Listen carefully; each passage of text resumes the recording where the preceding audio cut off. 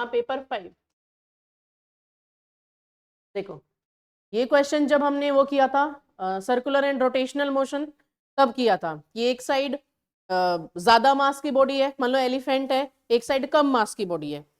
अगर उसको सीसो पे बैठे हैं या किसी एक उस पे बैठे हैं, अगर उसको हॉरिजॉन्टल रखना है तो फलक्रम को हमें ग्रेटर मास की बॉडी की तरफ शिफ्ट करना होगा। देखा था ना, एक साइड बेचारा 30 kg वेट का बच्चा है, एक साइड 80 kg वेट का बच्चा है, तो वो जो होगा पूरा वेट वो कहाँ शिफ्ट होगा, है ना, पूरा वो ऐसे हो जाएगा फलक्रम, वो वाला हो तो ऊपर पहुंच जाएगा कम वेट वाला।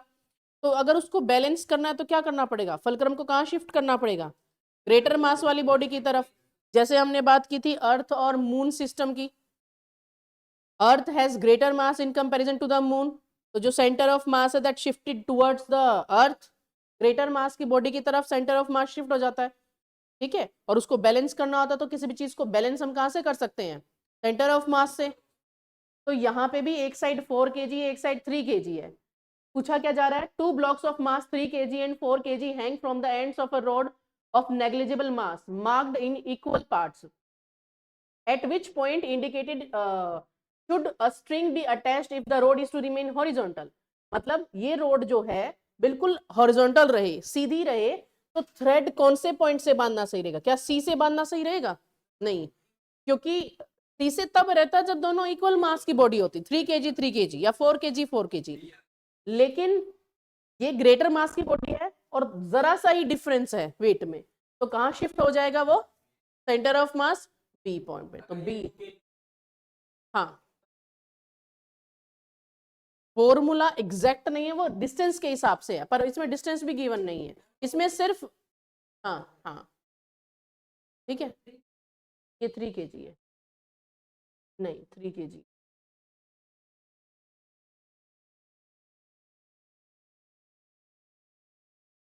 इसका आंसर है बी।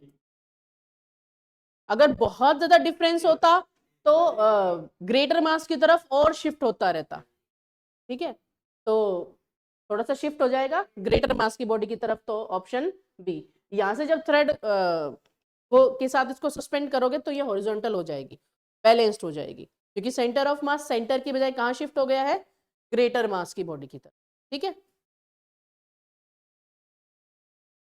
रेडियस ऑफ गायरेशन यहां से कर सकते हैं।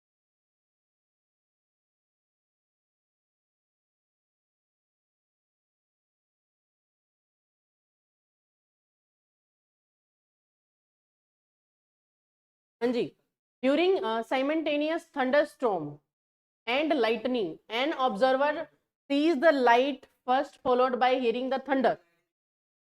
हाँ ठीक है, क्वेश्चन इंटर में पूछ लेते हैं what is lightning and thunder. Lightning is accumulation of the charges, charges का एक्यूमुलेट होना, स्टैटिक इलेक्ट्रिसिटी, ठीक है। और थंडर क्या है, the sound which is heard after the lightning, जो साउंड नहीं सुनाई देती है, क्योंकि जब दो पत्थरों को घिसते हैं तो लाइटनिंग प्रोड्यूस होती है, साथ में साउंड एनर्जी भी प्रोड्यूस होती है वाइब्रेशन से, तो दैट इज थंडर। और वो जो एक्यूमुलेशन हो रहा है चार्जेस का, दैट इज लाइटनिंग। तो इसमें कौन सी पीडीएफ में, नहीं उसमें तो सिर्फ मोस्ट इंपॉर्टेंट है, लेकिन जो चीजें पूछी गई हैं मैं वो बताती रहती हूँ साथ साथ। जब इंटरव्यू दोगे क्वेश्चंस पूछे जाएंगे, उनको प्रिपेयर करोगे, नेक्स्ट टाइम अलग पूछूंगी, अलग अलग अलग, तो हो जाएगा क्वेश्चन तुम्हारे अपकमिंग वीक्स। तो लाइटनिंग और थंडर साथ साथ हो रहा है, पर हमें वो दिखाई पहले दे जाती है लाइटनिंग, जबकि सुनाई बाद में देती है, तो ऐसा क्यों होता है,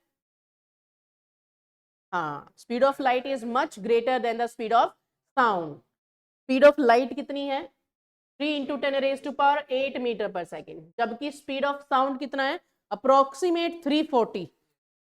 तो 342 भी हो सकता है, 343 भी हो सकता है, depending on the temperature. Maximum minimum तो 0 डिग्री सेल्सियस पे इतनी है, 330 मीटर पर सेकेंड है, और इंक्रीज करते तो बढ़ती चली जाएगी। रूम टेम्परेचर पे मैक्सिमम और टेम्परेचर इंक्रीज करोगे और चली जाएगी, पर बहुत कम डिफरेंस होता रहता है जैसे और टेम्परेचर बढ़ता रहता है। तो किस पे, मीडियम पे भी एयर है, मीडियम होना चाहिए क्योंकि लॉन्गिट्यूडनल वेव है। रूम टेम्परेचर पे इतनी हो जाती है 340 अप्रोक्सीमेट, यानी कि 340 या 343 अप्रोक्सीमेट हो जाती है मीटर पर सेकेंड। ठीक है, 0 केल्विन पे और कम हो जाती है। हाँ, माइनस में चला गया ना। मीडियम पे डिपेंड करेगा, वो मीडियम कैसा है कैसा नहीं है, दोनों चीजों पे डिपेंड करेगा, टेम्परेचर भी और मीडियम भी। साउंड ट्रेवल कर सकता है सॉलिड, लिक्विड, गैस, तीनों में से ही, बट फास्टेस्ट, तीनों में ट्रेवल करता है। Sound has fastest speed in which medium, solid, liquid और गैस? सॉलिड। ऐसे करके बोलते हैं तो आवाज ज्यादा आ रही है, क्यों? क्योंकि पार्टिकल ज्यादा हैं। Sound is a longitudinal wave, it needs medium to propagate the sound from one place to another place. अब अगर मैं इसको स्ट्राइक कर रही हूँ, साउंड प्रोड्यूस हो रही है। अगर मैं हवा में स्ट्राइक करूंगी, क्या साउंड प्रोड्यूस होगी? नहीं होगी। तो sound can travel from liquid, solid and gases, but it's it travel faster in solid. ठीक है, गैस में सबसे कम। Firstly in solid, then in liquid and then in, gas में पार्टिकल्स दूर दूर हो जाते हैं और इसको मीडियम चाहिए होते हैं, क्योंकि जो गैस के या मीडियम के पार्टिकल्स हैं वही तो एनर्जी आगे ट्रांसमिट करेंगे ना। तो इसमें पार्टिकल्स दूर दूर हैं, कम पार्टिकल्स है तो कम एनर्जी ट्रांसमिट होगी। सॉलिड में पार्टिकल्स ज्यादा है, पास पास है, फटाफट एनर्जी ट्रांसमिट होगी। नहीं, इसीलिए एस्ट्रोनॉट्स मून पे जाएं, क्योंकि एटमॉस्फेयर नहीं है वहां पे भी, या स्पेस में जाएं तो वो कितने ही पास पास हो फिर भी साउंड नहीं सुन सकते, या एक दूसरे की आवाज सुनाई नहीं देगी उनको, क्योंकि मीडियम नहीं है, तो साउंड एनर्जी प्रोपेगेट ही नहीं होती। इशारे करते होंगे। हाँ, कोई इक्विपमेंट हो सकता है, कोई मीडियम चाहिए होता है, कोई ऐसा मीडियम होगा जिससे वो कम्युनिकेट कर सकते होंगे, ऐसे ओपनली कम्युनिकेट नहीं कर सकते। हाँ हाँ, रेडियो वेव्स के थ्रू, ट्रांसमीटर वगैरह यूज करके उसको, साउंड वेव को किसी और में कन्वर्ट कर करके ईएम वेव्स में, तो वो कम्युनिकेट कर सकते हैं, ऐसे नहीं कर सकते।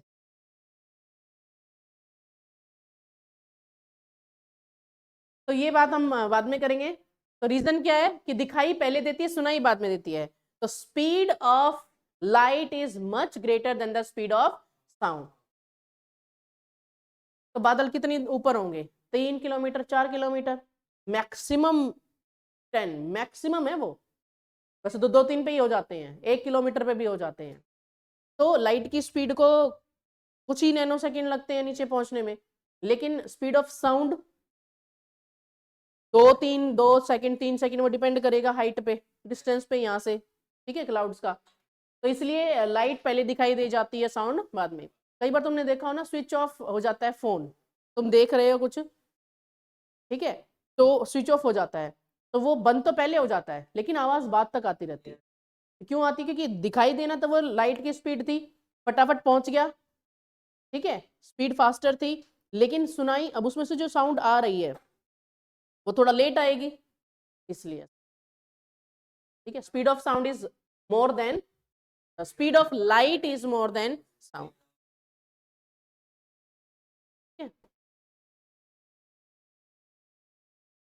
नेक्स्ट, थर्मोक्रोनिक, केमिस्ट्री का वैसे ये। Thermochromic liquids are those which change colour with change in temperature. देख लेना, तो टेस्ट लिंक कौन और एक ये रहा। Ray of light is incident on a glass prism. Glass prism पे लाइट है, व्हाइट लाइट स्ट्राइक होती है, the screen on the right side, right side पे एक स्क्रीन गिवन है। पैटर्न ऑफ 7 कलर्स कैसे होगा? The colour seen on the screen at position A, यहाँ पे कौन सा कलर आएगा? ठीक है, तो विबग्योर होता है। This phenomena is known as dispersion of white light, या डिस्पर्जन ऑफ लाइट भी कह सकते हो, अभी ऑप्टिक्स में हमने किया था। तो when light passes from prism, it split into 7 colours, that is VIBGYOR. तो टॉप पे कौन सा कलर होगा? रेड। अगस्त, लास्ट अगस्त बैच में एक बच्चा था, उसको ये तो पता था विबग्योर होता है, लेकिन उसको लगा कि विबग्योर ना ऐसे विबग्योर होता है, मतलब वॉयलेट ऊपर होगा, तो उसने वॉयलेट मार्क कर दिया, जबकि क्या होता है, विबग्योर हम नीचे से लिखते हैं, इसमें रेड होता है ऊपर। हाँ, रिमेंबर हम विबग्योर नीचे से करते हैं, ठीक है।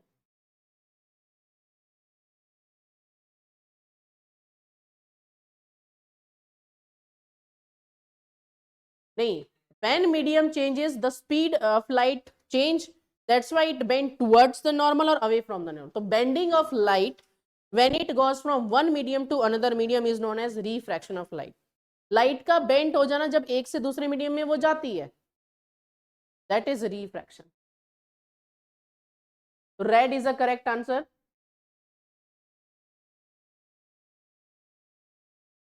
ये सेम क्वेश्चन अभी हमने किया है 4 kg 3 kg वाला. थर्मोक्रोमिक लिक्विड्स टेम्परेचर, ग्राफ वाला ये नहीं है, पता एप्टीट्यूड का होगा. ये भी हमने कर लिया. डबल द एक्चुअल कल किया था. कैंडल 30 सेंटीमीटर की है डिस्टेंस और V 60 सेंटीमीटर आ रहा था. हाँ, तो क्या होता रहता है, एक सेट में घुमा फिरा के ऐसे क्वेश्चंस देते रहते हैं, जैसे एक इस सेट के एक इस सेट के, तो मिक्सअप होके आ गया. ये वाला भी ठीक है. हाँ, सेम क्वेश्चन है. तो टू पुली सिस्टम है, तो डिस्प्लेसमेंट फ्री एंड पे डबल हो जाएगी. तो 20 फीट आ रहा था इसका. हाँ हाँ, फोर्स हाफ हो जाएगी. तो इसमें मुझे रिपीटेड ही लग रहा है. ट्रांसलूसेंट की स्पेलिंग, ट्रांसल्यूसेंट फर्स्ट वन. या देखो इसने भी ऑटो करेक्ट करके ऐसे से रेड मार्क कर रखा कि ये रॉन्ग स्पेलिंग ना. कौन सा? ये पैराग्राफ का है, इंग्लिश के पैराग्राफ से क्वेश्चन है ये, तो उसमें से पढ़ लेना क्या है. ट्रांसलूसेंट मतलब which can pass lights partially, through which we can not see the things clearly. ठीक है, blur kind of images we can see. Transparent, translucent कह रहा है वो. ट्रांसपेरेंट तो मतलब आर पार दिखाई देता है पूरा, लाइट पूरा रिफ्रैक्ट हो जाती है, we can see the clear image from that. Translucent में धुंधला सा दिखाई देता है, जैसे कई जैसे ये है, इसमें तो वैसे शेडो दिखाई देती है, पर इससे भी वो जैसे हम वैसे विंडोज नहीं लगाते हैं. हाँ, नहीं वो नहीं, वो तो बिल्कुल ब्लैक हो गया. जैसे वॉशरूम वगैरह में लगती है, जैसे ट्रांसलूसेंट सी नहीं लगती है, वो ऐसी कुछ कुछ दिखाई दे, मतलब धुंधला. ये भी कर चुके हैं हम, कल किया था है ना. कार की स्पीड आई थी 28 मीटर पर सेकेंड. हाँ, लास्ट वालों में ऑलमोस्ट सेम होंगे.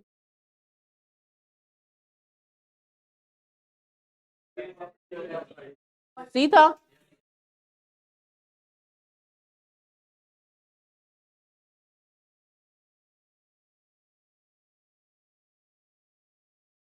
सी देख लेना. When charge is transferred from one object to another, which of the following are actually transferred? Electrons. जब इलेक्ट्रॉन्स ट्रांसफर होते हैं एक से दूसरे में, तो चार्ज एक्वायर होता है उस पर. ठीक है, ये इलेक्ट्रोस्टैटिक्स में भी है. हाँ, पर सब्जेक्ट 20 के आसपास आते होंगे. इसका फिर 28 वाला ना, और सी है इसमें.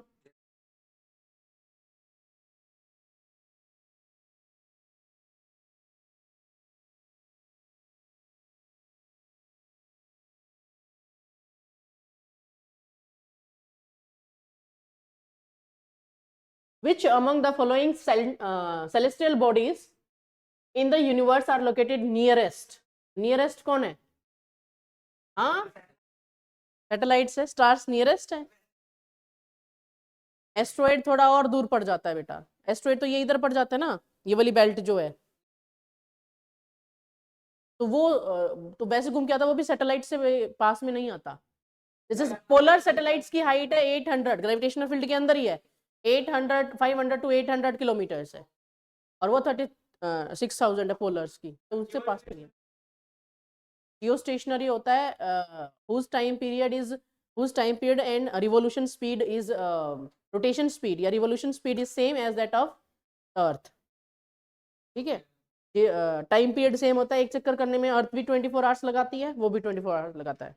तो ये वो वाला केस हो गया, दो बच्चे सेम स्पीड के साथ जा रहे हैं, एक दूसरे की रिस्पेक्ट में रेस्ट में होते हैं, स्टेशनरी होते हैं। तो ऐसे ही अर्थ के साथ साथ इंडिया को टारगेट करके कोई सैटेलाइट मूव कर रहा है, तो वो साथ साथ मूव करता है, तो ये सैटेलाइट की पोजीशन उस पोजीशन के रिस्पेक्ट में स्टेशनरी होती है, तो that's why they are known as geo stationary satellite.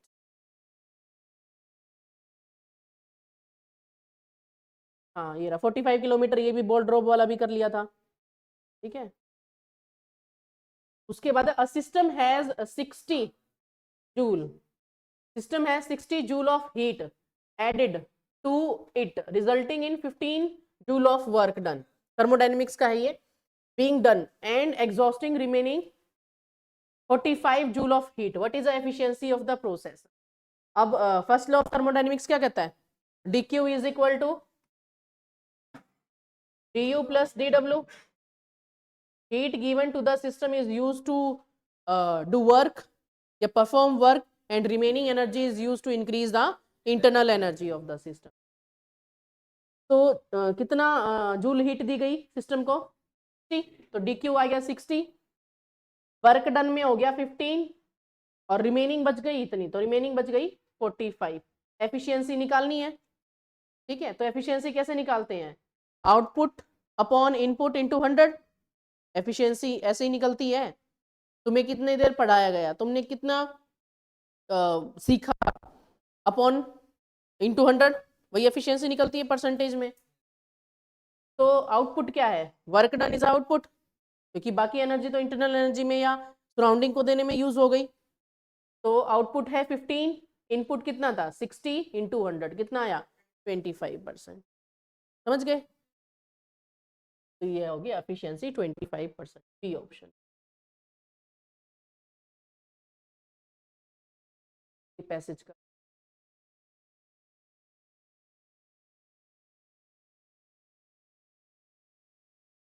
Arrangement दिख रहा है, at least how many switches should be closed to turn on at least one light bulb। Light ये जो बल्ब है वो कब ग्लो करेगा, जब सर्किट कंप्लीट होगा। तो सर्किट कंप्लीट, एक सर्किट अगर कंप्लीट करना है तो भी दो स्विचेस को कॉन्टेक्ट में लाना होगा, क्लोज करना होगा, ठीक है। तो एटलीस्ट एक ग्लो हो उसके लिए दो स्विचेस ग्लो होंगे, तो 2 हो गया।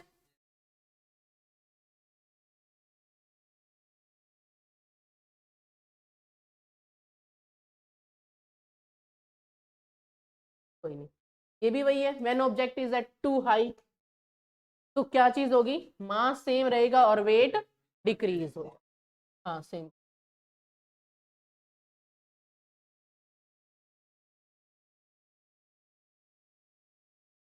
ये इंटरव्यू में भी पूछते हैं, एब्सोल्यूट टेम्परेचर, क्रिश एब्सोल्यूट टेम्परेचर या एब्सोल्यूट जीरो क्या होता है, 0 kelvin, 0 kelvin is known as absolute temperature which is equal to -273 degree Celsius.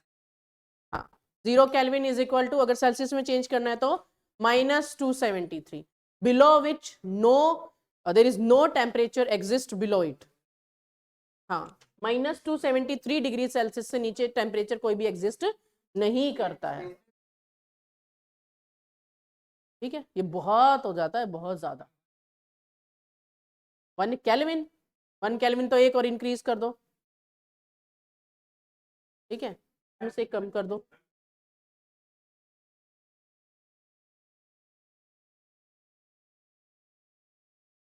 Degree Celsius and Fahrenheit, 9/5 plus F is equal to 32, तो 32 ऐड करते चले जाओ में, हाँ -272 होगा। हाँ तो 15 तो हम अप्रोक्सीमेट ले लेते हैं, ठीक है। तो कितना आएगा, absolute zero is equal to 0 kelvin, यानी कि -273 डिग्री सेल्सियस। थर्मोडायनेमिक्स करेंगे तो सारे रिलेशन वगैरह सब कुछ करोगे, कितने स्केल्स होते हैं, क्या ऐसा यूनिट होती है, वो सब कुछ है उसमें। और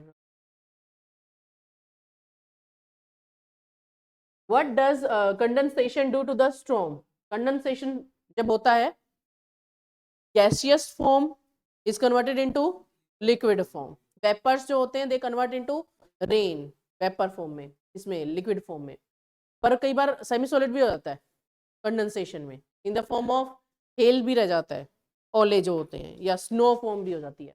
तो उसमें क्या होता है कंडेंसेशन में, it release heat into the atmosphere of, तो हीट रिलीज होती है, ठीक है। कंडेंसेशन में क्या होता है, हीट रिलीज होती है, जबकि इवापोरेशन में क्या की जाती है, हीट यूज करके लिक्विड वेपर्स में कन्वर्ट होती है। Heat is convert with the use of heat, water is converted into vapours या liquid is converted into vapours, thermodynamics में करेंगे। Next, a car has been driven from the plains to a hilltop in 3 hours। एक car जा रही है hill top पे, 3 hours में गई, ठीक है, ये हाइट हो गई, ये अर्थ सरफेस हो गई। Having reached at the hill top and stopped, यहां जाके वो कार क्या हो गई, रुक गई। तो अर्थ सरफेस से h हाइट पे है, वो हाइट की वजह से कौन सी एनर्जी थी, पोटेंशियल एनर्जी। काइनेटिक डिक्रीज होती चली जाएगी, पोटेंशियल इंक्रीज होती चली जाएगी। तो जो मैकेनिकल एनर्जी होती है, यही पढ़ा था ना, mechanical energy is the sum of kinetic and potential.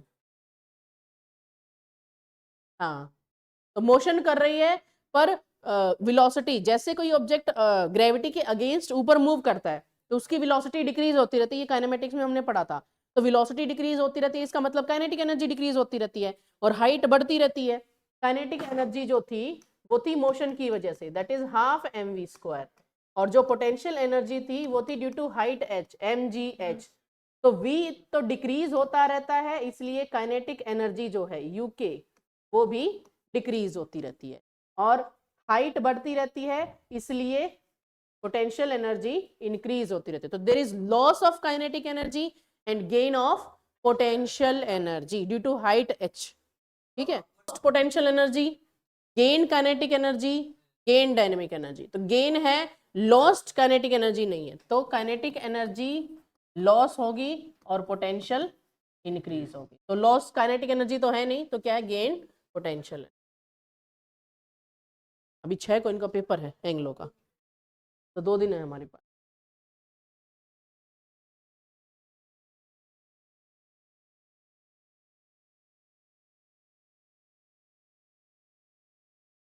Surface के रिस्पेक्ट में करते हैं, स्पेस में भी वो कहाँ से जा रहा है, मतलब सरफेस से ही करेंगे, अर्थ के सरफेस से ही, कि वो कितनी हाइट पे जा रहा है,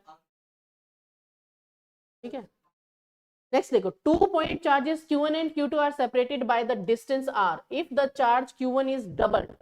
2 चार्जेस हैं हमारे पास, q1 and q2, कितना डिस्टेंस है दोनों के बीच में, if the charge q1 is doubled, ठीक है, and the distance between the two is also doubled। q1 को q डैश को कर दिया twice of q1, डबल कर दिया ना इनिशियली, तो डिस्टेंस भी क्या हो गया, r डैश भी क्या हो गया, डबल हो गया, ठीक है। r1 का, r1 ले लो या इनिशियल ले लो, 1 को रहने दो। उसके बाद the force of attraction, force of attraction, Coulomb's force का फॉर्मूला क्या होता है, F is equal to k q1 q2 upon, तो F डैश जो आई जिसमें चेंजेस हुए, तो k सेम रहेगा, ये ट्वाइस हो गया q1 जो था, q2 कह लो या q1 कह लो, ट्वाइस हो गया इसका, ये सेम रहा, ठीक है। q1 सेम रहा, q2 कितना होगा, ट्वाइस ऑफ q1। 1 और 2 लेना चाहते तो 1 और 2 ले लो, डैश लेके करना चाहते तो वो कर लो, अपॉन डिस्टेंस भी कितना हो गया, ट्वाइस हो गया, ठीक है।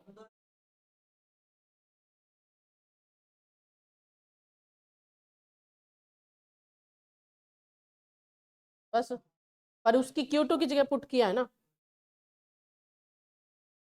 डबल ले लो, ठीक है।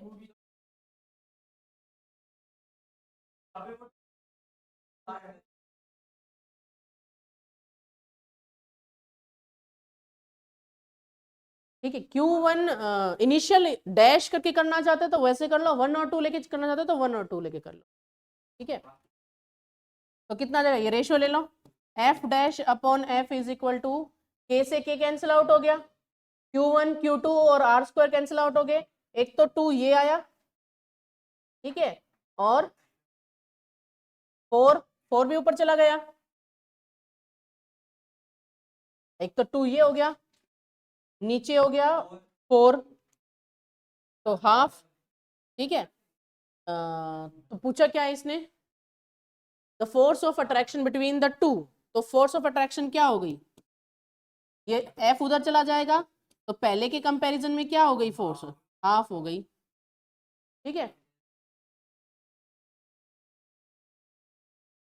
नहीं, हाफ ऑफ द इनिशियल आ रहा है,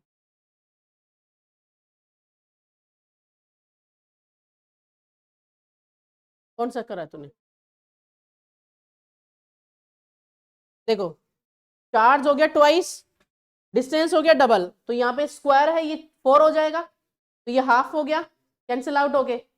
ठीक है, तो जो बाद में फोर्स आएगी चेंजेस होने के बाद वो इनिशियल कितना आएगी, हाफ, तो turns half of the initial, नीचे वाला देख लेना।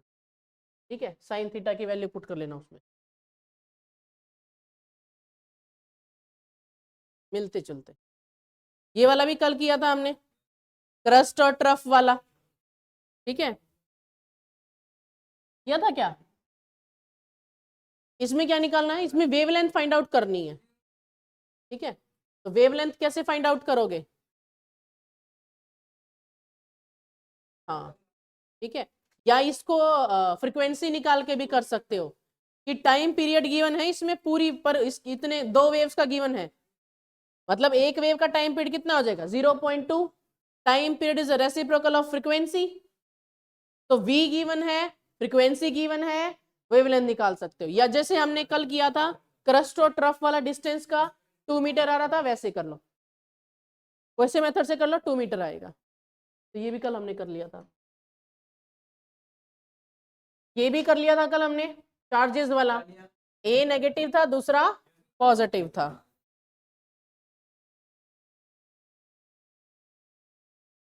नॉन मैग्नेटिक सब्सटेंस ब्रास था, आयरन कोबाल्ट निकल जो थे वो मैग्नेटिक सब्सटेंसेस थे। हाँ, ये उसमें से है, मैं इंग्लिश के उसमें से, from where does the storm gets moisture, तो स्टॉर्म मॉइस्चर लेती है from the warm ocean water, warm ocean water है। Next, voltmeters have a high resistance and shall always connected in parallel, ammeters हमेशा, ammeter हमेशा series में connect होते हैं और वोल्टमीटर हमेशा पैरेलल में कनेक्ट होते हैं। क्या नेम था बेटा आपका, रोशन था, कितनी थी पीसीएम, 74 थी, एक लोग का है ना, फॉर्म डाल दो बेटे, वेट मत करो, ठीक है, हाँ बैठ जाओ, आपका डाल दिया आपने, कल डालोगे, measurement of potential difference, potential difference, ठीक है, और वो भी आएगा, गैल्वेनोमीटर को कैसे हम वोल्टमीटर में एमीटर में कन्वर्ट कर सकते हैं, हाँ, शंट लगाना हो तो एमीटर में कन्वर्ट हो जाएगा, low resistance in shunt, it the galvanometer converts into ammeter, and to convert galvanometer into voltmeter we connect high resistance in series, है, हाँ, एमीटर सर्किट में सीरीज में होता है, लेकिन जब गैल्वेनोमीटर को कन्वर्ट करना हो तो पैरेलल में शंट रेजिस्टेंस कनेक्ट करते हैं, लो रेजिस्टेंस, ये भी क्वेश्चन होते हैं, ये फिर वही आ गए,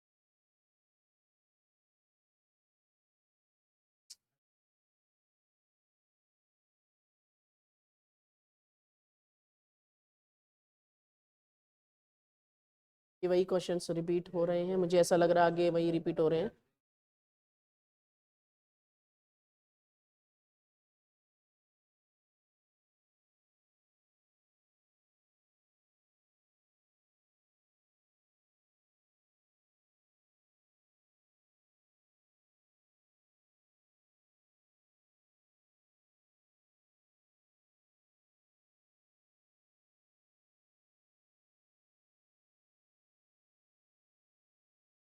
हाँ जी, the word updraft in this context means, शायद पैराग्राफ का भी होगा, पर अपड्राफ्ट का मतलब क्या होता है?